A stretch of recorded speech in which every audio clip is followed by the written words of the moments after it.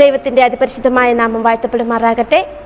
വളരെ അനുഗ്രഹിക്കപ്പെട്ട നാളുകളിലൂടെയാണ് ദൈവം നമ്മെ കരം പിടിച്ച് വഴി നടത്തുന്നത്. ആ വലിയവനായ ദൈവത്തിനെ നമുക്ക് നന്ദിയോടെ സ്തോത്രം ചെയ്യാം. ദൈവത്തിൻ്റെ നാമം നമുക്ക് മഹത്വപ്പെടുത്താം. അവൻ്റെ നാമം മാത്രം മഹത്വപ്പെടുവാൻ തക്കവണ്ണം നമുക്ക് മുന്നോട്ടുള്ള ജീവിതത്തെ നമുക്ക് നയിക്കുവാൻ തക്കവണ്ണം ദൈവം എല്ലാവരെയും സഹായിക്കുമാറാകട്ടെ എന്ന് പ്രാർത്ഥിക്കുന്നു. നമുക്ക് നമ്മുടെ ഈ ആഴ്ചയത്തിലെ പാഠപഠനത്തിലേക്ക് കടക്കാം. അതിനു മുമ്പ് നമുക്കൊരു നിമിഷം കണ്ണുകളെ അടച്ച് പ്രാർത്ഥിക്കാം. അടിയങ്ങളെ കരുണയോടെ സ്നേഹിക്കുന്ന ഞങ്ങളുടെ വാഴ്ത്തപ്പെട്ട നല്ല ദൈവമേ, ഹല്ലേലൂയ, സ്തോത്രം. ആപത്തനത്തിൽ നിന്നൊക്കെയും അടിയങ്ങളെ വിടുവിച്ച് കർത്താവേ സ്തോത്രം. അവിടുത്തെ ചിറകിൻ മറവിൽ അടിയങ്ങളെ മറയ്ക്കുന്ന വൻകൃപയ്ക്കായി നന്ദിയോടെ സ്തുതിക്കുന്ന പച്ചാ സ്തോത്രം. ഹല്ലേലൂയ. നാളിതുവരെയും അവിടുന്ന് അടിയങ്ങൾക്കായി ചെയ്തു നിന്ന വൻകൃപകൾ നന്ദിയോടെ സ്തുതിക്കുന്ന പച്ചാ സ്തോത്രം. ഇനിയും കർത്താവെ അടിയങ്ങളെ അങ്ങയുടെ കരുണയിൽ സൂക്ഷിക്കണമെന്ന് യാചിക്കുന്നു. അടിയങ്ങൾ പാഠം പഠിക്കുവാനായി പോകുന്ന പശ്ചാസ്തോത്രം അവിടുത്തെ സാന്നിധ്യം അടിയങ്ങളോട് കൂടെ ഇരിക്കണമെന്ന് പ്രാർത്ഥിക്കുന്ന പശ്ചാസ്തോത്രം. അങ്ങയുടെ ശബ്ദം കർത്താവെ കേൾക്കുവാൻ തക്കവണ്ണം അവിടുന്ന് സഹായിക്കണമെന്ന് പ്രാർത്ഥിക്കുന്ന പശ്ചാസ്തോത്രം. ഹല്ലേലൂയ. അങ്ങ് തന്നെ ഞങ്ങളോട് സംസാരിക്കണമെന്ന് പ്രാർത്ഥിക്കുന്നു. പരിശുദ്ധാത്മാവിനാൽ അടിയങ്ങളെ ഏവരെയും നിറയ്ക്കണമെന്ന് പ്രാർത്ഥിക്കുന്നു. പാഠം കേൾക്കുന്ന മക്കളെ ഓർത്ത് പ്രാർത്ഥിക്കുന്നു. വളരെ അനുഗ്രഹിക്കപ്പെട്ട പാഠം നൽകുവാൻ തക്കവണ്ണം കർത്താവെ അവിടുന്ന് സഹായിക്കണമെന്ന് പ്രാർത്ഥിക്കുന്നു. ഈ പാഠം പഠിച്ച് വളരെ നല്ല ജീവിതം മുന്നോട്ട് ജീവിക്കുവാൻ തക്കവണ്ണം അവിടുത്തെ അടിയങ്ങളെ സഹായിക്കണമെന്ന് പ്രാർത്ഥിക്കുന്നു. ധന്യമുള്ള ക്രിസ്തുവിൻ്റെ നാമത്തിൽ തന്നെ താഴ്മയെ യാചിക്കുന്നു. കൃപയോടെ കേട്ട് ഉത്തരം മറലുമാറാകണമേ. ആമേൻ. നമുക്ക് ഈ ആഴ്ച പഠിക്കുവാനുള്ള പാഠം പ്രവചനത്തിൻ്റെ അടിസ്ഥാനങ്ങൾ എന്നതാണ്. അതിൻ്റെ മനപ്പാഠവാക്യം: അനന്തരം ഞാൻ ആരെ അയക്കേണ്ടു, ആർ നമുക്ക് വേണ്ടി പോകും എന്ന് ചോദിക്കുന്ന കർത്താവിൻ്റെ ശബ്ദം കേട്ടിട്ട് അടിയനിതാ അടിയനെ അയക്കണമേ എന്ന് ഞാൻ പറഞ്ഞു. യെശയ്യാവ് 6:8. മനപ്പാഠവാക്യം ഒരിക്കൽ കൂടി വായിക്കാം. അനന്തരം ഞാൻ ആരെ അയക്കേണ്ടു, ആർ നമുക്ക് വേണ്ടി പോകും എന്ന് ചോദിക്കുന്ന കർത്താവിൻ്റെ ശബ്ദം കേട്ടിട്ട് അടിയനിതാ അടിയനെ അയക്കണമേ എന്ന് ഞാൻ പറഞ്ഞു. യെശയ്യാവ് 6:8.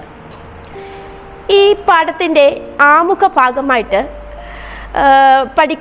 ആമുഖ ഭാഗം വളരെ എളുപ്പത്തിൽ പഠിക്കുന്നതിന് വേണ്ടിയിട്ട് മനസ്സിലാക്കുന്നതിന് വേണ്ടി ഈ ആമുഖ ഭാഗത്തെ നമുക്ക് 2 ചോദ്യങ്ങളായിട്ട് തരംതിരിക്കാം. ഒന്നാമത്തെ ചോദ്യം ഇതാണ്: എങ്ങനെയാണ് അല്ലെങ്കിൽ എന്തുകൊണ്ടാണ് മനുഷ്യൻ ദൈവ തേജസ് നഷ്ടപ്പെട്ടവനായി മാറുന്നത്? നമുക്കറിയാവുന്ന ഒരു സത്യമുണ്ട്. ഈ പ്രപഞ്ചം മുഴുവൻ സൃഷ്ടിച്ചത് ദൈവമാണ് എന്ന സത്യം.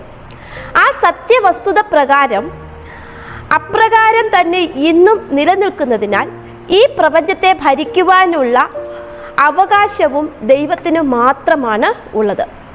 വേദപുസ്തകം ഈ സത്യത്തെ ഉറപ്പിച്ചു പറയുന്നു. വെളിപ്പാട് പുസ്തകം 4-ാം അധ്യായം അതിൻ്റെ 11-ാം വാക്യത്തിൽ ഇപ്രകാരം പറയുന്നു: കർത്താവേ, നീ സർവ്വവും സൃഷ്ടിച്ചവനും എല്ലാം നിന്റെ ഇഷ്ടം ഹേതുവാൽ ഉണ്ടായതും സൃഷ്ടിക്കപ്പെട്ടതും ആകയാൽ മഹത്വവും ബഹുമാനവും ശക്തിയും കൈക്കൊള്ളുവാൻ യോഗ്യൻ എന്ന് പറഞ്ഞും കൊണ്ട് തങ്ങളുടെ കിരീടങ്ങളെ സിംഹാസനത്തിന് മുൻപിൽ ഇടും. അപ്പം കർത്താവായ യേശുക്രിസ്തു, പിതാവായ ദൈവം, പിതാവായ പരിശുദ്ധാത്മാവ് മൂവരും ചേർന്ന് ദൈവത്തിൻ്റെ ഇഷ്ടം ഹേതുവാൽ ഇതെല്ലാം പ്രപഞ്ചം മുഴുവൻ സൃഷ്ടിക്കപ്പെട്ടു. അതുകൊണ്ട് തന്നെ എല്ലാ മഹത്വവും എല്ലാ ബഹുമാനവും ശക്തിയും കൈക്കൊള്ളുവാൻ യോഗ്യനും ഈ പ്രപഞ്ചത്തെ ഭരിക്കുവാനുള്ള അവകാശവും ദൈവത്തിന് മാത്രമാണ് എന്ന് വേദപുസ്തകവും വെളിപ്പെടുത്തുന്നു. അപ്രകാരം ദൈവത്താൽ സൃഷ്ടിക്കപ്പെട്ട് ദൈവത്താൽ ഭരിക്കപ്പെട്ടിരുന്നതുമായ ഈ പ്രപഞ്ചത്തിലേക്ക് സ്വർഗത്തിൽ നിന്നും പാപം ചെയ്തതുകൊണ്ട് മാത്രം പുറത്താക്കപ്പെട്ട സാത്താൻ നുഴഞ്ഞു കയറുകയും ചെയ്തു. ഈ സാത്താൻ്റെ പ്രേരണയാൽ ആദ്യ മനുഷ്യർ പാപം ചെയ്യുകയും ദൈവം അവരെ ശിക്ഷിക്കുകയും ചെയ്തു. പിന്നീട് ഈ ലോകത്തിലേക്ക് പാപം പെരുകി വന്നു. റോമരുടെ ലേഖനം 3-ാം അധ്യായം അതിൻ്റെ 23-ാമത്തെ വാക്യം ഇപ്രകാരം പറയുന്നു: ഒരു വ്യത്യാസവുമില്ല, എല്ലാവരും പാപം ചെയ്ത് ദൈവ തേജസ് ഇല്ലാത്തവരായി തീർന്നു എന്ന്. അതായത് ദൈവത്തിൻ്റെ നീതിയുള്ള സ്വഭാവം നാം മനസ്സിലാക്കി അത് പ്രതിഫലിപ്പിക്കുന്നതിൽ പരാജയപ്പെടുമ്പോൾ നാം ദൈവത്തിൽ നിന്നും അകലുന്നു. അപ്പോൾ നാം സാത്താനാൽ പ്രേരിതമാക്കപ്പെട്ട് പാപം ചെയ്യുവാൻ ഇടയാകുന്നു. തിരുവചനം പറയുന്നത് പാപപങ്കിലനായ മനുഷ്യന് ദൈവ തേജസ് നഷ്ടപ്പെടുന്നു എന്നാണ്. അപ്പോൾ മനുഷ്യൻ്റെ ദൈവ തേജസ് നഷ്ടപ്പെടുന്നത് എപ്പോഴാണ്? നമ്മൾ ദൈവത്തിൽ നിന്നും അകലുമ്പോൾ, വേർപാട് എന്ന് പറയുന്ന ഒരു വലിയ പാപം നാം ചെയ്യുമ്പോൾ നാം ദൈവത്തിൽ നിന്ന് അകന്നു പോവുകയും അനുസരണക്കേട്, ദൈവകൽപ്പനയോടുള്ള അനുസരണക്കേട് കാണിക്കുകയും ചെയ്യുന്നു. അപ്പോൾ നാം പാപം ചെയ്യുകയും ദൈവത്തിൻ്റെ സ്വഭാവം നമ്മളിൽ നിന്ന് മാറ്റപ്പെടുകയും ദൈവ തേജസ് നമ്മളിൽ നിന്ന് നീങ്ങിപ്പോവുകയും ചെയ്യുന്നു. ഇനി നമുക്ക് ഈ ആമുഖ ഭാഗത്തിൻ്റെ രണ്ടാമത്തെ ചോദ്യത്തിലേക്ക് കടക്കാം. ചോദ്യം ഇതാണ്: എപ്രകാരമാണ് മനുഷ്യവർഗം പരിശുദ്ധനായ ദൈവവുമായി ബന്ധപ്പെട്ടിരിക്കുന്നത്? ക്രിസ്തുവിൻ്റെ യാഗം നമ്മെ വീണ്ടെടുക്കുന്നതും നമ്മെ സ്വർഗീയ സിംഹാസനത്തിലേക്ക് അടുപ്പിക്കുന്നതും എങ്ങനെയാണ്? അപ്പോൾ നമുക്കിത് സൃഷ്ടിപ്പിൻ്റെ കാലം മുതലേ ഒന്ന് ചിന്തിച്ചു നോക്കാം. ഈ സൃഷ്ടിപ്പിൻ്റെ കാലം മുതൽക്ക് തന്നെ മനുഷ്യൻ ദൈവവുമായി ബന്ധപ്പെട്ടിരിക്കുന്നു. കാരണം ദൈവം തൻ്റെ സാദൃശ്യത്തിലും സ്വരൂപത്തിലുമാണ് മനുഷ്യനെ സൃഷ്ടിച്ചത്. ഇത് മനുഷ്യൻ പാപം ചെയ്യുന്നതിന് മുൻപ് ദൈവവുമായിട്ടുള്ള ബന്ധം. ദൈവം തൻ്റെ സാദൃശ്യത്തിലും സ്വരൂപത്തിലും മനുഷ്യനെ സൃഷ്ടിച്ചു. അത് ഏറ്റവും വലിയ ബന്ധമാണ്. ദൈവവും മനുഷ്യനും തമ്മിലുള്ളൊരു വലിയ ബന്ധമാണ്. ആ കാലത്ത് നന്മകളെക്കുറിച്ച് മാത്രം സർവജ്ഞാനിയായ അധ്യാപകനായ ദൈവം ആ ആദിമ മനുഷ്യരെ പഠിപ്പിച്ചിരുന്നു. അങ്ങനെ ദൈവത്തിൻ്റെ സാദൃശ്യത്തിലും സ്വരൂപത്തിലുമുള്ള മക്കളായിരുന്നവർ. എന്നാൽ പാപം ചെയ്ത മനുഷ്യൻ ദൈവത്തിൽ നിന്നും അകന്നു പോയപ്പോൾ പോലും ദൈവം മനുഷ്യനുമായുള്ള ബന്ധത്തിൽ നിന്നും പിന്മാറിയില്ല. അവിടെ മനുഷ്യനാണ് അകന്നു പോകുന്നത്, ദൈവമല്ല. ദൈവം മനുഷ്യനെ പാപത്തിൻ്റെ വില കൊടുത്ത് വീണ്ടെടുത്തു. തൻ്റെ ഏകപുത്രനെ ക്രൂശുമരണത്തിന് ഏൽപ്പിച്ചു കൊടുത്തുകൊണ്ട് നമ്മുടെ ഏവരുടെയും പാപത്തിൻ്റെ മറുവിലയായി ക്രിസ്തുവെന്ന യാഗത്തെ പിതാവ് നൽകിയതിലൂടെ മനുഷ്യനുമായുള്ള ബന്ധം ദൈവം ഇന്നും കാത്തു സൂക്ഷിക്കുന്നു. ആമേൻ, ദൈവത്തിന് സ്തോത്രം. ഇന്നും പിറന്നു വീഴുന്ന ഓരോ കുഞ്ഞുങ്ങളും മക്കളും ക്രിസ്തുവിൽ വിശ്വസിച്ച് ക്രിസ്തുവിനെ സ്വീകരിക്കുമ്പോൾ അവർ ദൈവത്തിൻ്റെ സ്വന്തം മക്കൾ, ദൈവമക്കൾ എന്ന് വിളിക്കപ്പെടുവാൻ തക്കവണ്ണമുള്ള ദൈവസ്നേഹം ക്രിസ്തുവിൻ്റെ യാഗത്തിലൂടെ ദൈവം നമുക്ക് അവിടെ നൽകിയിരിക്കുകയാണ്. ദൈവം നമ്മെ വീണ്ടെടുക്കുവാനുള്ള പദ്ധതി തയ്യാറാക്കിയത് വ്യക്തികളായി മാത്രമല്ല, ഒരു വർഗമായിട്ട് കൂടിയാണ്. കാരണം ഒരിക്കൽ കൂടി നാം അവൻ്റെ തേജസ് കാണും. അതായത് ക്രിസ്തുവിൻ്റെ രണ്ടാം വരവിൽ അവൻ്റെ തേജസ് എല്ലാവർക്കും വെളിപ്പെടുത്തും എന്നുള്ളതിനാൽ ദൈവത്തിൻ്റെ പദ്ധതി ഏവർക്കും വേണ്ടിയുള്ളതാകുന്നു. ആമേൻ, ദൈവത്തിന് സ്തോത്രം. ഈ ആഴ്ചയിലെ പാഠപഠനത്തിലൂടെ സ്വർഗീയ സിംഹാസന മുറിയെക്കുറിച്ച് കൂടുതലായി നമ്മൾ പഠിക്കുന്നുണ്ട്. നമ്മെ ആ സിംഹാസനത്തിലേക്ക് എപ്രകാരം അടുപ്പിക്കുന്നു എന്ന് നാം ചിന്തിക്കുന്നുണ്ട്. അങ്ങനെ പാപികളുടെ വർഗത്തിന് ദൈവം നീട്ടിയിരിക്കുന്നതായ ദൈവ വിളിയെക്കുറിച്ച് നമ്മൾ മനസ്സിലാക്കുന്നുണ്ട്. ഇന്ന് ലോകത്തിൽ മനുഷ്യർ തമ്മിലുള്ള മത്സരമാണ് നമുക്ക് എവിടെയും കാണാനായിട്ട് സാധിക്കുന്നത്. ഈ മനുഷ്യ മത്സരം ഒരിക്കൽ അവസാനിക്കും. എന്നാൽ അവസാനിക്കാത്തതായ ഒന്ന് മാത്രമേ ഉള്ളൂ: ദൈവസ്നേഹം. സ്വയത്യാഗത്തിൻ്റെ ദൈവിക സ്വഭാവം മാത്രം പ്രകാശമുള്ളതായി അവിടെ ശോഭിക്കും. ആ പ്രകാശിത ശോഭയിലേക്കുള്ള ദൈവിക വിളിക്കായി നമുക്ക് കാതോർത്തുകൊണ്ട് ഈ ആഴ്ചയിലെ പാഠം നമുക്ക് പഠിക്കാം. വളരെ അനുഗ്രഹിക്കപ്പെട്ട ഒരു പാഠത്തിലേക്ക് നമ്മൾ കടക്കുകയാണ്. ആമുഖ പാഠം മാത്രമാണ് നമ്മളിപ്പോൾ നോക്കിയത്. ഇനി നമ്മൾ പാഠം തുടർന്ന് പഠിക്കുന്നു. അടിയനിതാ, അടിയനെ അയക്കണമേ എന്ന് യെശയ്യാ പ്രവാചകൻ കർത്താവിനോട് പറഞ്ഞതായ സാഹചര്യം നമുക്കൊന്ന് ചിന്തിക്കാം. വർഷങ്ങളായിട്ട് അടച്ചു പൂട്ടിയിട്ടിരുന്ന ഒരു മുറിയോ ഒരു വീടോ ഒരു സഭയോ പുതുക്കി പണിയുവാനായിട്ട് നാം തയ്യാറെടുക്കുമ്പോൾ ആദ്യം ചെയ്യുന്നത് എന്താണ്? അവിടെ വെളിച്ചം സ്ഥാപിക്കുക എന്നതാണ് നാം ചെയ്യുന്നത്. അപ്പോൾ അവിടേക്ക് വെളിച്ചം കൊണ്ടുവരുമ്പോൾ അടച്ചു പൂട്ടിയിട്ടിരുന്ന ഇരുണ്ട് മൂടിക്കിടന്നിരുന്ന ആ ഒരു സ്ഥലത്തിലേക്ക് നമ്മൾ വെളിച്ചം സ്ഥാപിക്കുമ്പോൾ ആ സ്ഥലം കൂടുതൽ വൃത്തിയാക്കുവാൻ നമുക്ക് സാധിക്കും. കാരണം അവിടുത്തെ കുറവുകളെ മാറ്റുവാനായിട്ട് ഈ വെളിച്ചം അവിടെ സഹായിക്കുന്നു. അവിടെ എന്തൊക്കെയുണ്ട്, എങ്ങനെയൊക്കെയാണ് ആ ഭാഗം മോശമായി കിടക്കുന്നത് എന്ന് നമുക്ക് കാണുവാനായിട്ട് ആ വെളിച്ചം കൊണ്ട് സഹായിക്കുന്നു. നല്ല വെളിച്ചം ലഭിക്കുമ്പോൾ ആ സ്ഥലത്തെ കുറവുകൾ തെളിഞ്ഞു വരികയും ആ കുറവുകളെ മാറ്റിക്കൊണ്ട് ആ സ്ഥലം കൂടുതൽ ശുദ്ധമാക്കപ്പെടുവാൻ നമുക്ക് സാധിക്കുകയും ചെയ്യുന്നു. അപ്രകാരം തൻ്റെ കുറവുകളെ തിരിച്ചറിയുവാൻ തക്കവണ്ണമുള്ള ഒരു പ്രകാശമാണ് യെശയ്യാ പ്രവാചകന് തൻ്റെ ദർശനത്തിലൂടെ ലഭിച്ചത്. ദൈവത്തിൻ്റെ സിംഹാസന മുറിയെ യെശയ്യാവ് ദർശിക്കുകയാണ്. ഉയർന്നും പൊങ്ങിയുമുള്ള സിംഹാസനത്തിൽ കർത്താവിരിക്കുന്നു. മന്ദിരത്തിൽ സാറാഫുകൾ കർത്താവിന് ചുറ്റും നിൽക്കുന്നു. പരസ്പരം അവർ പരിശുദ്ധൻ പരിശുദ്ധൻ എന്ന് പറഞ്ഞുകൊണ്ട് ദൈവത്തെ മഹത്വപ്പെടുത്തുകയാണ്. ഈ ദർശനമാണ് യെശയ്യാവ് കാണുന്നത്. ഇത് കണ്ടു കഴിഞ്ഞപ്പോൾ യെശയ്യാവിനൊരു പുതിയ വെളിച്ചം ലഭിച്ചു. തൻ്റെ കുറവുകളെക്കുറിച്ച് അവന് ബോധ്യമുണ്ടായിട്ട്, എനിക്ക് അയ്യോ കഷ്ടം, ഞാൻ നശിച്ചു, ഞാൻ ശുദ്ധിയില്ലാത്ത അധരങ്ങളുള്ള ഒരു മനുഷ്യൻ, ശുദ്ധിയില്ലാത്ത അധരങ്ങളുള്ള ജനത്തിൻ്റെ നടുവിൽ വസിക്കുന്നു, എൻ്റെ കണ്ണ് സൈന്യങ്ങളുടെ യഹോവയായ രാജാവിനെ കണ്ടുവല്ലോ എന്ന് പറഞ്ഞു. നമ്മെയും കർത്താവിൻ്റെ സന്നിധിയിലേക്ക് പെട്ടെന്ന് ആനയിക്കപ്പെടുകയാണ് എങ്കിൽ നമുക്കും യെശയ്യാവിൻ്റെ അനുഭവം ലഭിക്കും. നമ്മുടെ എല്ലാ കുറവുകളും എല്ലാ ഒഴിവ് കഴിവുകളും നീക്കുവാൻ തക്കവണ്ണമുള്ള വെളിച്ചമാണ് ക്രിസ്തു എന്ന ആ വെളിച്ചത്തിനുള്ളത്. യെശയ്യാവിന് ഈ വെളിച്ചം കിട്ടിക്കഴിഞ്ഞപ്പോൾ, ഈ ദർശനം കിട്ടിക്കഴിഞ്ഞപ്പോൾ തൻ്റെ ആ അവസ്ഥയിലുള്ള ബോധമുണ്ടായി. ഞാൻ നശിച്ചു, ശുദ്ധിയില്ലാത്ത അധരമുള്ള മനുഷ്യനാണ് ഞാൻ, അങ്ങനെ ശുദ്ധിയില്ലാത്ത അധരമുള്ള മനുഷ്യരുടെ ഇടയിൽ വസിക്കുന്നവനാണ് ഞാൻ എന്നുള്ളൊരു തിരിച്ചറിവ് യെശയ്യാവിനുണ്ടായിട്ട് ദൈവത്തെ കണ്ടു എന്ന് മനസ്സിലായപ്പോൾ ദൈവം യെശയ്യാവിനെ ദൈവത്തിൻ്റെ അടുക്കലേക്ക് ആകർഷിച്ച് ചേർക്കുകയാണ്. ദൈവത്തിന് ചുറ്റും നിന്നിരുന്നതായ സറാഫുകളിൽ ഒരാൾ ചെന്ന് യാഗപീഠത്തിലെ തീയിൽ നിന്ന് ഒരു കനലെടുത്ത് അവൻ്റെ വായിൽ തൊട്ടു. എന്നിട്ട് ഇപ്രകാരം പറഞ്ഞു, നിന്റെ അകൃത്യം നീങ്ങി, നിന്റെ പാപത്തിന് പരിഹാരം വന്നിരിക്കുന്നു എന്ന് പറഞ്ഞു. അങ്ങനെ യെശയ്യാവിൻ്റെ അധരത്തിൽ ആ കനൽ തൊട്ടപ്പോൾ യെശയ്യാവ് പാപമോചിതനായി. അപ്പോൾ അവിടെ കർത്താവ് ഒരു അടുത്ത ചോദ്യം അവിടെ ചോദിക്കുന്നുണ്ട്. ഞാൻ ആരെ അയക്കേണ്ടു, ആർ നമുക്ക് വേണ്ടി പോകുമെന്ന് കർത്താവ് ചോദിക്കുന്നു.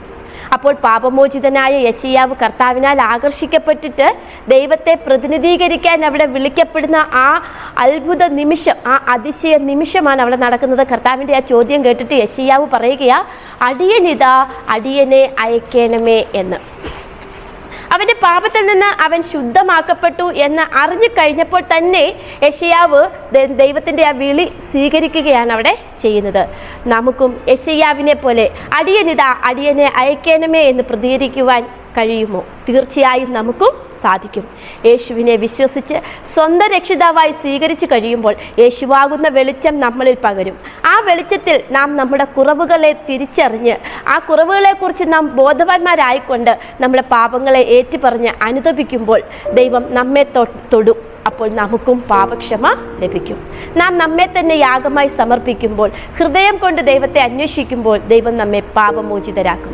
അടിയനിതാ എന്ന് പറയുവാൻ നമുക്കും സാധിക്കും. യെശയ്യാവിനെ പോലെ പ്രതികരിക്കുവാൻ തക്കവണ്ണം ദൈവം നമ്മെ ഏവരെയും സഹായിക്കുമാറാകട്ടെ. യെശയ്യാവിൻ്റെ ഈ അനുഭവത്തിൽ നിന്നും ഒരു പുതിയ വാക്ക് നാം അവിടെ പഠിക്കുന്നുണ്ട്, സാറാഫുകൾ അല്ലെങ്കിൽ സെറാഫ്. ഈ സെറാഫ് എന്ന വാക്കിൻ്റെ അർത്ഥം കത്തുന്നവൻ എന്നതാണ്. യോഹന്നാൻ 5:35 യോഹന്നാൻ സ്നാപകനെ കുറിച്ച് യേശു ഇപ്രകാരം സാക്ഷ്യപ്പെടുത്തുന്നു, അവൻ ജ്വലിച്ച് പ്രകാശിക്കുന്ന വിളക്കായിരുന്നു, നിങ്ങൾ അല്പസമയത്തേക്ക് അവൻ്റെ വെളിച്ചത്തിൽ ഉല്ലസിപ്പാൻ ഇച്ഛിച്ചു എന്ന്. യേശു ക്രിസ്തു യോഹന്നാൻ സ്നാപകനെ കുറിച്ച് സാക്ഷ്യപ്പെടുത്തുന്ന വാക്കുകളാണ്. എന്നാൽ യോഹന്നാനെ സംബന്ധിച്ച് അവൻ കൃപയും രക്ഷയും ആവശ്യമായിരുന്ന ഒരു പാപിയായിരുന്നു എന്ന് യോഹന്നാൻ തന്നെ പറയുന്നുണ്ട്. യോഹന്നാന് തന്നെ അറിയാം, യോഹന്നാന് കൃപയും രക്ഷയും ആവശ്യമായിരുന്ന ഒരു പാപിയായിരുന്നു അല്ലെങ്കിൽ ഒരു പാപിയാണ് എന്ന് യോഹന്നാന് തന്നെ അറിയാമായിരുന്നു. അതുകൊണ്ട് തന്നെ യോഹന്നാൻ്റെ ശുശ്രൂഷ എന്ന് പറയുന്നത് കൃപയും രക്ഷയും കൊണ്ടുവരുന്നവനെ ചൂണ്ടിക്കാണിക്കുന്ന തരത്തിലുള്ളതായിരുന്നു. അതിനാലാണ് ഇതാ ലോകത്തിൻ്റെ പാപം ചുമക്കുന്ന ദൈവത്തിൻ്റെ കുഞ്ഞാട് എന്ന് യേശുവിനെ യോഹന്നാൻ ലോകത്തിന് പരിചയപ്പെടുത്തി കൊടുത്തത്. യെശയ്യാവിനെ പോലെ ദൈവത്താൽ തിരഞ്ഞെടുക്കപ്പെട്ട് യേശുവിന് വഴിയും പാതയും ഒരുക്കുവാനായി വന്നവനായിരുന്നു യോഹന്നാൻ. ഇവരുടെയൊക്കെ അനുഭവ സാക്ഷ്യങ്ങൾ യെശയ്യാവിനെ പോലെ അടിയനിതാ, അടിയനെ അയക്കണമേ എന്ന് പ്രതികരിക്കുവാൻ നമ്മെയും ഒരുക്കട്ടെ. ദൈവം അനുഗ്രഹിക്കുമാറാകട്ടെ. 2 കെരൂബുകളെ കുറിച്ച് നമുക്ക് ഒരല്പം പഠിക്കാം. ഈ കെരൂബുകളെ കുറിച്ച് ആദ്യമായി ബൈബിളിൽ പരാമർശിച്ചിരിക്കുന്നത് ഉൽപ്പത്തി പുസ്തകം 3-ാം അധ്യായം 24-ാം വാക്യത്തിലാണ്. അതായത് ഏദൻ തോട്ടത്തിൽ വെച്ച് ആദ്യം ആദാമും ഹവ്വായും പാപം ചെയ്തു കഴിഞ്ഞപ്പോൾ ദൈവം അവരെ കാണുവാൻ വന്നു. അതിനുശേഷം ദൈവം ഈ 3 പേർക്കും, ആദമിനും ഹവ്വായ്ക്കും സാത്താനും ശിക്ഷാവിധി അവിടെ വിധിക്കുകയാണ്. ആദ്യം ദൈവം സാത്താന് ശിക്ഷ വിധിച്ചു. നിനക്കും സ്ത്രീക്കും നിന്റെ സന്തതിക്കും അവളുടെ സന്തതിക്കും തമ്മിൽ ശത്രുത ഉണ്ടാക്കും എന്നതായ ഒരു വലിയ പ്രത്യാശ അവിടെ നൽകുന്നുണ്ട് ആദാമിനും ഹവ്വായ്ക്കും. അവിടെ ഒരു മിശിഹായുടെ വരവിനെ കുറിച്ചുള്ള ഒരു പ്രത്യാശയാണ് അവിടെ നൽകുന്നത്. അതിനുശേഷം ഈ ആദിമ മനുഷ്യരെയും ശിക്ഷ വിധിച്ച് ഏദൻ തോട്ടത്തിൽ നിന്ന് ദൈവം പുറത്താക്കുന്നു. അങ്ങനെ ഏദൻ തോട്ടത്തിലെ ജീവന്റെ വൃക്ഷങ്ങളിലേക്കുള്ള വഴി കാപ്പാനായിട്ട് ഏദൻ തോട്ടത്തിന് കിഴക്ക് ദൈവം കെരൂബുകളെ സ്ഥാപിച്ചു. അതിനുശേഷം കെരൂബുകളെ കുറിച്ച് പറയുന്നത് പുറപ്പാട് പുസ്തകത്തിലാണ്. പുറപ്പാട് പുസ്തകത്തിൽ സമാഗമന കൂടാരത്തിൻ്റെ നിർമ്മാണ സമയത്താണ് ഇത് പറയുന്നത്. കൃപാസനത്തിൻ്റെ രണ്ടറ്റത്തും അടിപ്പുപണിയായി കെരൂബുകളെ പൊന്നുകൊണ്ട് സ്ഥാപിക്കണം. കെരൂബുകളെ ദൈവത്തിൻ്റെ സിംഹാസനത്തിൻ്റെ പ്രതീകമായും അല്ലെങ്കിൽ കൃപാസനത്തിൻ്റെ നിയമപെട്ടകത്തിൻ്റെ അടുത്ത സാദൃശ്യത്തിലും അവിടെ സ്ഥാപിക്കണമെന്ന് പറഞ്ഞിരിക്കുകയാണ്. അതുകൊണ്ട് തന്നെ കെരൂബുകൾക്ക് ബൈബിളിൽ വളരെ പ്രാധാന്യം നൽകിയിരിക്കുന്നു എന്ന് നമുക്ക് കാണാൻ സാധിക്കുന്നു. ഇനി കെരൂബുകൾക്ക് എന്തു വേലയാണ് നൽകപ്പെട്ടത് എന്ന് നമുക്ക് ചിന്തിച്ചു നോക്കാം. ഏദൻ തോട്ടം നോക്കുവാനുള്ള ജോലിയായിരുന്നു എന്ന് ഉൽപ്പത്തി പുസ്തകത്തിൽ നാം മനസ്സിലാക്കി. 3-ാം അധ്യായം 24-ാമത്തെ വാക്യത്തിൽ നാം മനസ്സിലാക്കി. ഏദൻ തോട്ടം ആദ്യം നോക്കിയിരുന്നത് ആരായിരുന്നു? ആദാമും ഹൗവയുമായിരുന്നു. സാത്താൻ കടന്നു വന്നു. സാത്താനാൽ പ്രേരിതമാക്കപ്പെട്ട് ഇവർ പാപം ചെയ്തു കഴിഞ്ഞപ്പോൾ ദൈവം അവർക്ക് ശിക്ഷ വിധിച്ചു. ദൈവം അവരെ ഏദൻ തോട്ടത്തിൽ നിന്നും പുറത്താക്കിയപ്പോൾ അവിടെ ഇവർക്ക് പകരം ജീവന്റെ വൃക്ഷത്തെ കാക്കുവാനായിട്ട് ദൈവം അവിടെ കെരൂബുകളെ ഏദൻ തോട്ടത്തിന് കിഴക്ക് ഭാഗത്തായിട്ട് അവിടെ സ്ഥാപിക്കുന്നു. അപ്പോൾ കെരൂബുകളുടെ ജോലി അല്ലെങ്കിൽ വേല എന്ന് പറയുന്നത് ജീവന്റെ വൃക്ഷത്തിൻ ഫലം, ജീവന്റെ വൃക്ഷത്തിനെ കാക്കുക എന്നുള്ളതായിരുന്നു. അവിടേക്ക് പാപികളായ മനുഷ്യർ കടന്നു ചെല്ലാതെ നോക്കുക എന്നുള്ളതായിരുന്നു അവരുടെ ജോലി എന്ന് പറയുന്നത്. അപ്പോൾ പാപികളെ ജീവന്റെ വൃക്ഷത്തിൻ്റെ അടുക്കലേക്ക് വരുന്നത് തടയുക എന്നതായിരുന്നു കെരൂബുകളുടെ ധർമ്മം. ഈ തോട്ടം പിന്നീട് അനേകം വർഷങ്ങൾ ഈ ഭൂമിയിൽ നിലനിന്നിരുന്നു. പാപികളായ മനുഷ്യവർഗം ഏദൻ തോട്ടത്തെ നോക്കിക്കൊണ്ടിരുന്നു. എങ്കിലും അവരുടെ പ്രവേശനം ദൂതന്മാർ വിലക്കിയിരുന്നു. കെരൂബുകളുടെ കാവൽ അവിടെ ഉണ്ടായിരുന്നതിനാൽ ദൈവിക മഹത്വം അവിടെ വെളിപ്പെട്ടു. ആദാമും പുത്രന്മാരും ഏദൻ തോട്ടത്തിന് അടുത്ത് വരെ ചെല്ലും, ആരാധനയ്ക്ക് കടന്നു ചെല്ലും. തങ്ങളുടെ പാപം ചെയ്യുവാനുണ്ടായിരുന്ന അല്ലെങ്കിൽ തങ്ങൾ ആ കൽപ്പന, ദൈവത്തിൻ്റെ കൽപ്പന ലംഘിച്ചതും അതിനുശേഷമുണ്ടായ കാര്യങ്ങളുമൊക്കെയും ഇവരിങ്ങനെ മനം നൊന്ത് ചിന്തിക്കുകയും കൽപ്പന അനുസരിക്കുവാനുള്ള പ്രതിജ്ഞ എടുക്കുകയും ആ പ്രതിജ്ഞ അവർ പുതുക്കുകയും ചെയ്തിരുന്നു. എന്നാൽ ദൈവം ഏദൻ തോട്ടത്തെ ഭൂമിയോടൊപ്പം ജലപ്രളയത്താൽ നശിപ്പിച്ചു. ആദ്യത്തേതിനേക്കാൾ മഹത്വത്തോടെ അതിനെ പുതിയ ആകാശവും പുതിയ ഭൂമിയും സൃഷ്ടിക്കുമ്പോൾ ആ ഏദൻ തോട്ടത്തെ പുനഃസ്ഥാപിക്കുമെന്നും പ്രഖ്യാപിച്ചു. ഇവിടെ നാം പഠിച്ചതായ കെരൂബുകൾ എന്ന വാക്കിന് ദൈവ സാന്നിധ്യം എന്ന അർത്ഥം നൽകിയിരിക്കുന്നു. യെശയ്യാവിൻ്റെ പുസ്തകം 37-ാം അധ്യായം 16 പറയുന്നത്, ഇസ്രയേലിൻ്റെ ദൈവമായി കെരൂബുകളുടെ മീതെ അധിവസിക്കുന്നവനായ സൈന്യങ്ങളുടെ യഹോവേ എന്നാണ്. അപ്പോൾ കർത്താവായ ദൈവം സൈന്യങ്ങളുടെ യഹോവ എവിടെയാണ് അധിവസിക്കുന്നത്? കെരൂബുകളുടെ മീതെ. സങ്കീർത്തനം 80-1 പറയുന്നത് കെരൂബുകളിന്മേൽ അധിവസിക്കുന്നവനെ എന്നാണ്. 1 ദിനവൃത്താന്തം 13-6 വാക്യത്തിലും പറയുന്നത് കെരൂബുകളുടെ മധ്യ അധിവസിക്കുന്നവനായ യഹോവയായ ദൈവത്തിൻ്റെ തിരുനാമം വിളിക്കപ്പെടുന്ന പെട്ടകം എന്നാണ്. അപ്പോൾ ഈ 3 വാക്യങ്ങളൊക്കെയും നമ്മെ പഠിപ്പിക്കുന്നതും വ്യക്തമാക്കുന്നതും കെരൂബുകൾ എന്ന വാക്കിൻ്റെ പ്രാധാന്യമാണ്. കെരൂബുകളിന്മേലാണ് യഹോവയായ ദൈവം അധിവസിക്കുന്നത് എന്നാണ്. അതായത് കെരൂബുകൾ എന്നാൽ ദൈവ സാന്നിധ്യത്തെ വിളിച്ചറിയിക്കുന്നു എന്നതാണ്. ദൈവസാന്നിധ്യം എന്നതിന് സമാനമായ മറ്റൊരു വാക്കാണ് ഷെക്കീന എന്നത്. എബ്രായ മൂലപദത്തിൽ ഷാക്കാൻ എന്നാണ് അതിന് പറയുന്നത്. തിരുനിവാസം എന്ന വാക്ക് പരിഭാഷപ്പെടുത്തിയപ്പോൾ എബ്രായ ഭാഷയിൽ ഷാക്കാൻ എന്ന വാക്കായി മാറി. എന്നാൽ ഈ ഷാക്കാൻ എന്ന വാക്കിൻ്റെ ശരിക്കുമുള്ള അർത്ഥം എന്ന് പറയുന്നത് കെരൂബുകളെ ഏദന് കിഴക്കായി കൂടാരമടിച്ചു എന്നാണ്. അതായത് കെരൂബ് എന്ന വാക്കിന് വളരെയധികം പ്രാധാന്യം ഉണ്ട് എന്നുള്ളതാണ് ഈ പ്രസ്താവനകളൊക്കെയും സൂചിപ്പിക്കുന്നത്. വെളിപ്പാട് പുസ്തകം 4-5 അധ്യായങ്ങളിൽ പറഞ്ഞിരിക്കുന്ന സ്വർഗീയ സിംഹാസന മുറിയെക്കുറിച്ച് പഠിക്കുമ്പോൾ ഈ കെരൂബുകളെക്കുറിച്ചുള്ള അറിവുകൾ വളരെ പ്രാധാന്യമർഹിക്കുന്നുണ്ട്. അതുകൊണ്ട് തന്നെ കെരൂബുകൾ ജീവനുള്ളവ പോലെയോ സ്വർണ്ണ പ്രതീകങ്ങൾ പോലെയോ പഴയ നിയമത്തിൽ ഉടനീളം കാണപ്പെടുന്നുണ്ട്. ഇവയെ നിർമ്മിച്ചിരിക്കുന്നത് പരിശുദ്ധരിൽ പരിശുദ്ധമായ തിരശീലയിൽ കൊത്തുപണിയായും കൃപാസനത്തിൻ്റെ അടിപ്പണിയിൽ പൊന്നുകൊണ്ടുമൊക്കെയായിട്ടാണ് നിർമ്മിച്ചിരിക്കുന്നത് എന്ന് പുറപ്പാട് പുസ്തകം വ്യക്തമാക്കുന്നുണ്ട്. എന്നാൽ സങ്കീർത്തനക്കാരൻ കെരൂബുകളെക്കുറിച്ച് ചിത്രീകരിച്ചിരിക്കുന്നത് സൃഷ്ടിയുടെ മേലുള്ള ദൈവത്തിൻ്റെ പരമാധികാരത്തെ കാവ്യാത്മകമായി സൂചിപ്പിച്ചുകൊണ്ടാണ്. അതായത് ദൈവം കെരൂബുകളാൽ കാറ്റിൻ ചിറകിൽ വഹിക്കപ്പെടുന്നതായിട്ട് കാവ്യാത്മകമായ ഒരു വർണ്ണന നമുക്കവിടെ സങ്കീർത്തനത്തിൽ കാണാനായിട്ട് സാധിക്കും കെരൂബുകളെക്കുറിച്ച്. യെഹെസ്കേൽ പ്രവാചകന്റെ കാലം നമുക്കൊന്ന് ചിന്തിച്ചു നോക്കിയാൽ BC 30-ാം ആണ്ടിൽ 4-ാം മാസം 5-ാം തീയതി യെഹെസ്കേൽ പ്രവാചകൻ കെബാർ നദീതീരത്ത്, അതായത് ഇരിക്കുകയാണ്. കൽദയ ദേശത്തുള്ള കെബാർ നദീതീരത്ത് ഇരിക്കുമ്പോൾ ഒരു കാഴ്ച കാണുകയാണ്. സ്വർഗം തുറന്ന് ദിവ്യ ദർശനങ്ങളെ യെഹെസ്കേൽ പ്രവാചകൻ കാണുകയാണ്. ആ യെഹെസ്കേൽ പ്രവാചകന്റെ കാലം എന്ന് പറയുന്നത് യെഹോയാക്കീൻ എന്ന രാജാവിൻ്റെ കാലമാണ്. കൽദയ ദേശത്താണ് ഈ കെബാർ നദീതീരമുള്ളത്. ആ സമയത്ത് ദൈവത്തിന് തിരഞ്ഞെടുക്കപ്പെട്ട ജനം വാഗ്ദത്ത നാട്ടിലല്ല ഉള്ളത്, ബാബിലോണ്യ അടിമത്തത്തിലായിരുന്നു. ഈ യെഹെസ്കേൽ പ്രവാചകന്റെ കാലത്ത് വിളിക്കപ്പെട്ട ജനം, തിരഞ്ഞെടുക്കപ്പെട്ട ജനം ഉണ്ടായിരുന്നത് ബാബിലോണ്യ അടിമത്തത്തിലായിരുന്നു. അങ്ങനെ ഈ കെബാർ നദീതീരത്തിരുന്ന് യെഹെസ്കേൽ പ്രവാചകൻ ഒരു കാഴ്ച കാണുകയാണ്. യെഹെസ്കേൽ പ്രവാചകൻ ബൂസിയുടെ മകനാണ്. ഈ ബൂസിയുടെ മകനായ യെഹെസ്കേലിൻ്റെ മേൽ യഹോവയുടെ കൈ വന്നു തൊട്ടു. ഒപ്പം യഹോവയുടെ ഒരു അരുളപ്പാടുമുണ്ടായി. അതിനുശേഷം യെഹെസ്കേൽ പ്രവാചകൻ സിംഹാസനമുറി ദർശിക്കുകയാണ്. വെളിപ്പാട് പുസ്തകത്തിൽ യോഹന്നാൻ്റെ ദർശനത്തിലുള്ള സിംഹാസനമുറിയുടെ ആ ദർശനം നമുക്ക് ഏവർക്കും അറിയാം. അവിടെ 4 ജീവികളെ കുറിച്ച് പറയുന്നുണ്ട്. 4 ജീവികളുടെ അതേ മുഖം യെഹെസ്കേൽ പ്രവാചകനും അവിടെ കാണുകയാണ്. ഒരു സിംഹമുഖം, ഒരു മനുഷ്യമുഖം, ഒരു കാളമുഖം, ഒരു കഴുകമുഖം, അങ്ങനെ മുഖങ്ങളും അവിടെ കാണുന്നുണ്ട്. ജീവി മുഖങ്ങളും യെഹെസ്കേൽ പ്രവാചകൻ കാണുന്നുണ്ട്.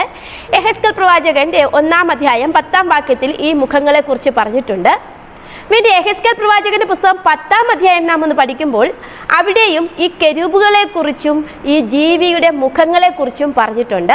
10-ാം അധ്യായം അതിൻ്റെ 14-ാം വാക്യം ഇപ്രകാരം പറയുന്നു.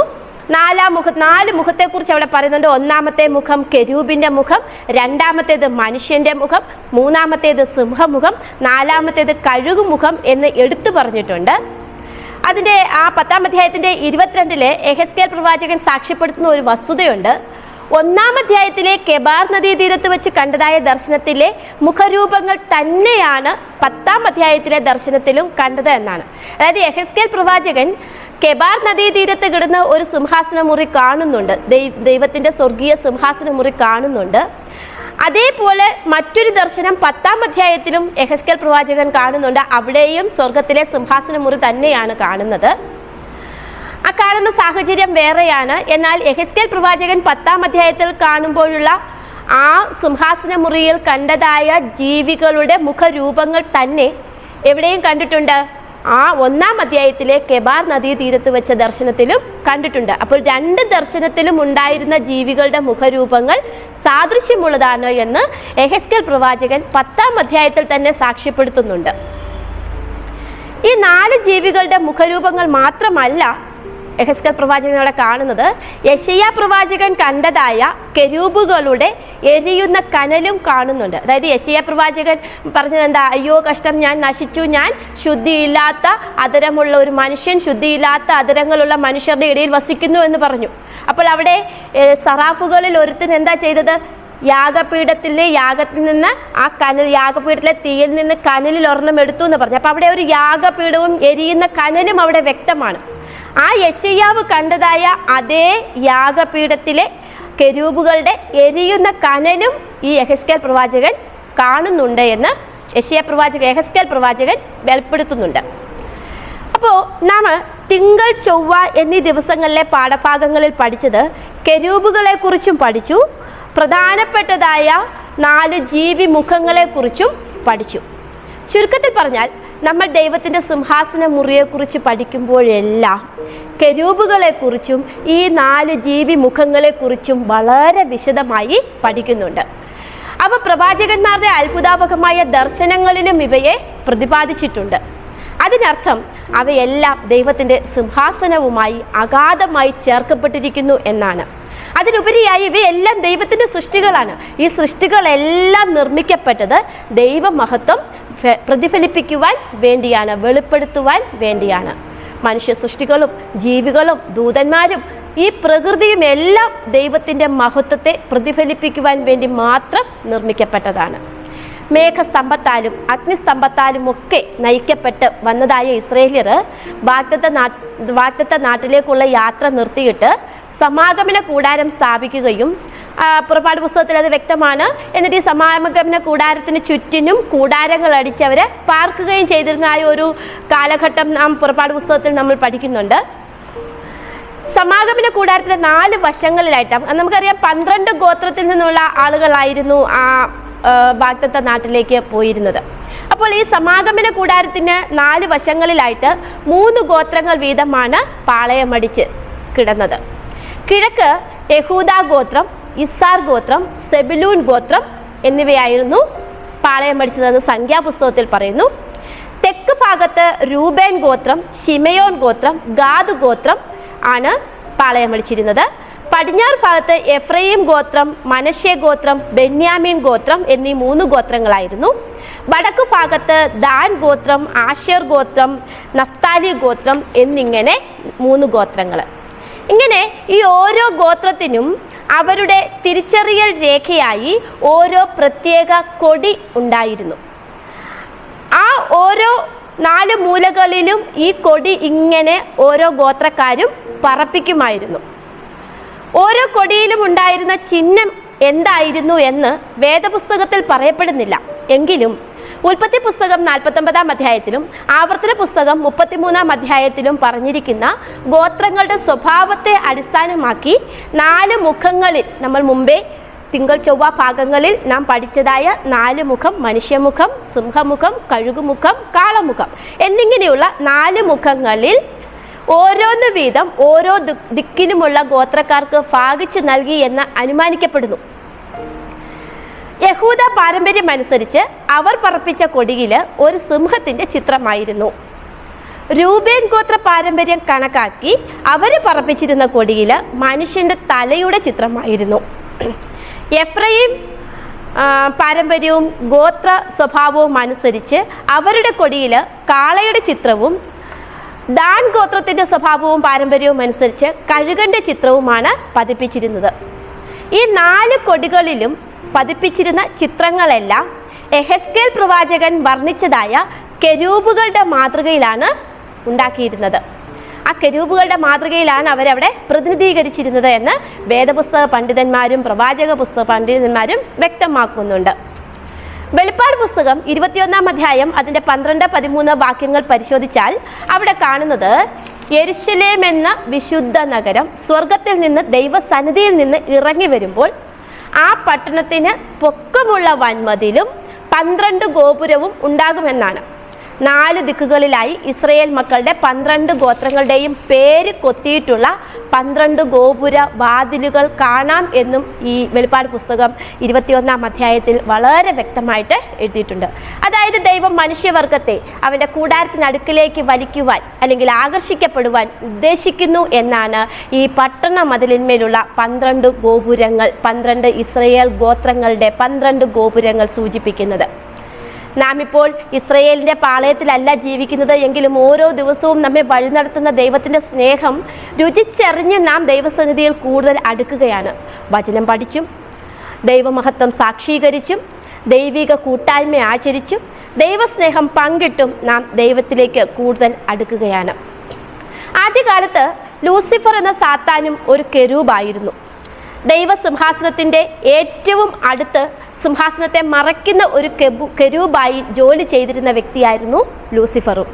എന്നാൽ ലൂസിഫറിന് ജോലി ചെയ്യുന്നതിൽ വലിയ താല്പര്യമില്ലായിരുന്നു. അവന് ആദരവ് വേണമായിരുന്നു, ആദരവ്. എല്ലാവരും തന്നെ മാത്രം ആദരിക്കണം, തന്നെ മാത്രം ബഹുമാനിക്കണമെന്ന് ഒരു ദുരാഗ്രഹം അവന് തോന്നിത്തുടങ്ങി. സൃഷ്ടാവിൻ്റെ മഹത്വത്തിലല്ല അവൻ ആഗ്രഹിച്ചത്. സൃഷ്ടാവിന് ലഭിക്കുന്ന മഹത്വവും ആരാധനയും തനിക്ക് വേണമെന്നവൻ ആഗ്രഹിച്ചു.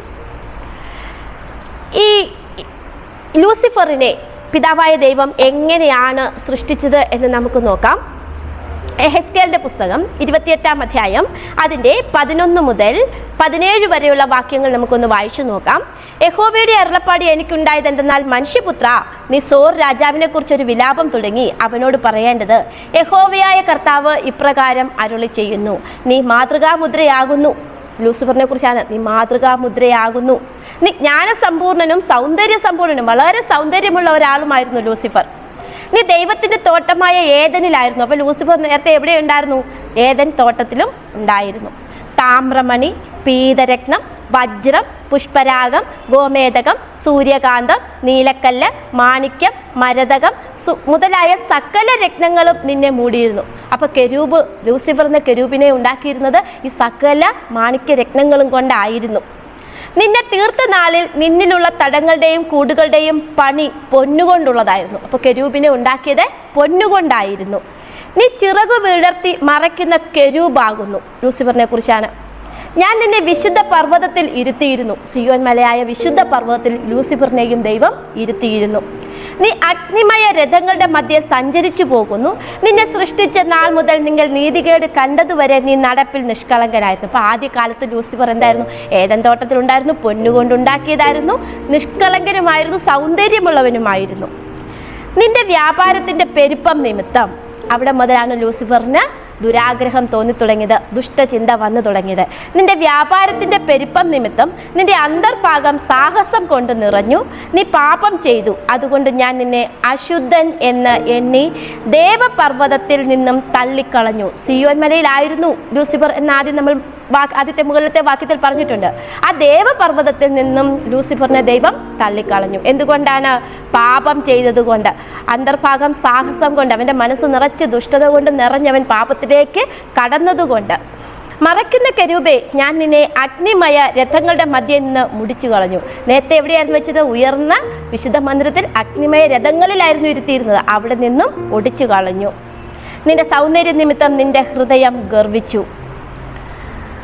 നിന്റെ ജ്ഞാനത്തെ വഷളാക്കി നീ. ഞാൻ നിന്നെ നിലത്ത് തള്ളിയിട്ടു. ഇങ്ങനെയാണ് ആദ്യകാലത്ത് ലൂസിഫറിനെ കുറിച്ച് ദൈവം പറഞ്ഞിരിക്കുന്നത്.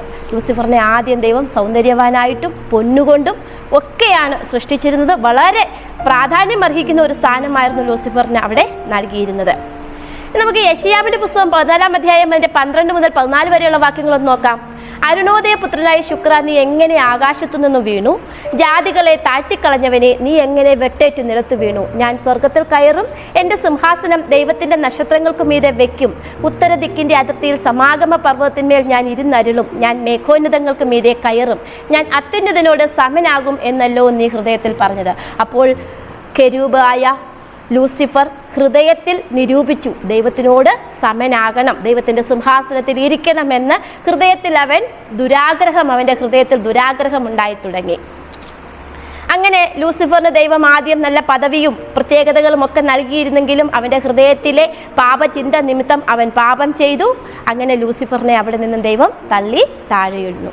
പിന്നെ വെളിപ്പാടിൻ്റെ പുസ്തകം 14-ാം അധ്യായം അതിൻ്റെ 1 മുതൽ 5 വരെ നോക്കുമ്പോൾ നാം അവിടെ കാണുന്നത് വീണ്ടെടുക്കപ്പെട്ടവരായ ജനത്തെ അവിടെ നമുക്ക് കാണാനായിട്ട് സാധിക്കും. 144,000 പേർ യേശുവിൻ്റെ നാമവും പിതാവിൻ്റെ നാമവും നെറ്റിയിൽ എഴുതപ്പെട്ടിട്ടുള്ള കുഞ്ഞാടിനു വേണ്ടി,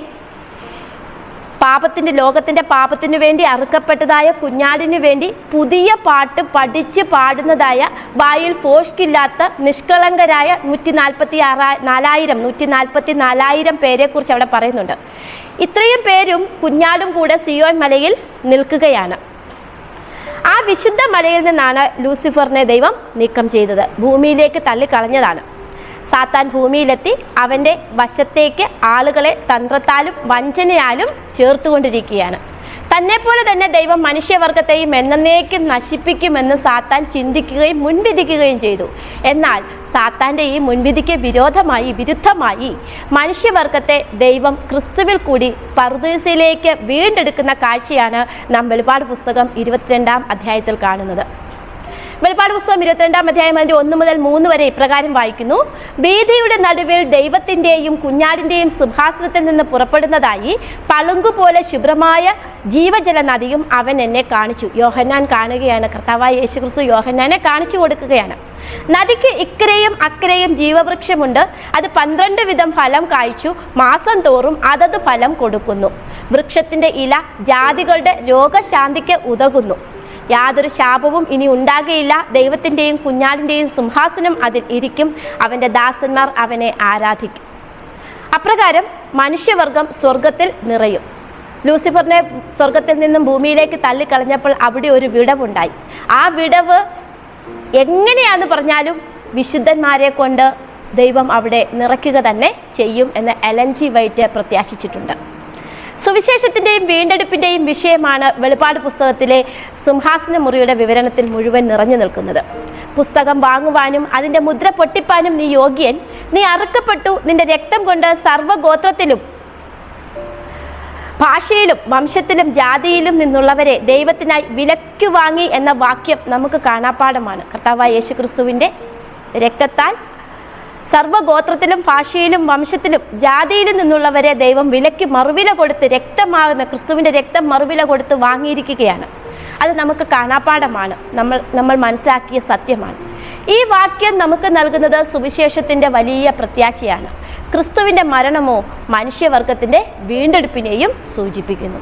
ക്രിസ്തു എന്ന നിത്യസുവിശേഷം, അതാണ് നാം സകല ഗോത്രത്തിനോടും ഭാഷയോടും വംശത്തോടും ജാതികളോടും പറയേണ്ടത്. നിന്റെ പാപത്തിന് മറുവിലയായി തൻ്റെ ചോര കൊടുത്ത് നിന്നെ വിലയ്ക്ക് വാങ്ങിയ ക്രിസ്തു ഇതാ നിനക്കായി കാത്തിരിക്കുന്നു, നിന്നെ വിളിക്കുന്നു എന്ന് നാം അവർക്ക് ക്രിസ്തുവിനെ ചൂണ്ടിക്കാണിച്ചു പറയണം. അങ്ങനെ പറഞ്ഞുകൊണ്ട് നാം ക്രിസ്തുവിനെ അവർക്ക് ചൂണ്ടിക്കാണിച്ചു കൊടുക്കണം. ഭൂമിയുടെ ചരിത്രം പഠിച്ചാൽ ഈ ഭൂമിയിലെ ജനത്തിൻ്റെ പാപത്തിനായി മാത്രമാണ് യേശു മരിച്ചതെന്ന് നമുക്ക് കാണാനായിട്ട് സാധിക്കും. ആ സത്യം മനസ്സിലാക്കണമെങ്കിൽ മനുഷ്യർ അതിനെക്കുറിച്ച് പഠിക്കുകയും ക്രിസ്തുവിനെ അംഗീകരിക്കുകയും അതിനെ അംഗീകരിക്കുവാൻ തിരഞ്ഞെടുക്കപ്പെടുകയും ചെയ്യണമെന്നാണ് വിദഗ്ധർ, വേദപണ്ഡിതർ പറയുന്നത്. അപ്രകാരം ക്രിസ്തുവിനെ സ്വീകരിച്ച് അവൻ്റെ സുവിശേഷം ദൈവത്താൽ തിരഞ്ഞെടുക്കപ്പെട്ടവരെ അറിയിക്കുവാൻ, ജാതികളെ അറിയിക്കുവാൻ, സകല മനുഷ്യരെയും ദൈവത്തിലേക്ക് ആകർഷിക്കുവാൻ തക്കമുള്ള നാമം മഹത്വപ്പെടുമാറാകട്ടെ. നമുക്കൊരു നിമിഷം കണ്ണുകളെ അടച്ച് പ്രാർത്ഥിക്കാം.